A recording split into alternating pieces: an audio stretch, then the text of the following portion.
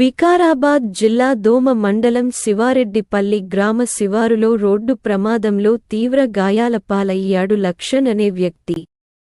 RTC బస్సును overtake చేయబోయి ఎదురుగా వస్తున్న కారును చూసి తన బైకును అదుపు చేయలేక రోడ్డుపై రింగులు తిరుగుతూ పక్కనే చెట్ల పొదల్లో పడిపోయి దాదాపు 15 నిమిషాల పాటు స్పృహ కోల్పోయాడు.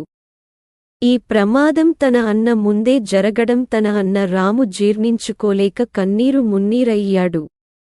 ఇద్దరు కలిసి వేరువేరుగా బైకులపై ముందు వెనకాల వస్తూ తమ్ముడు లక్ష్మణ్ ఈ ప్రమాదం జరిగింది.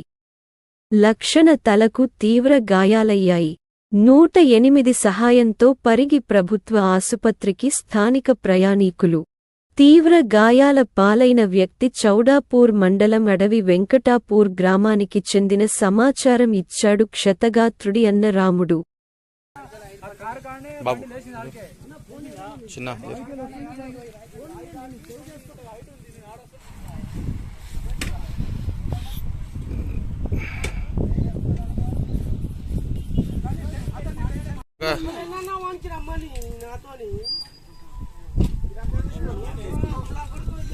దీనికి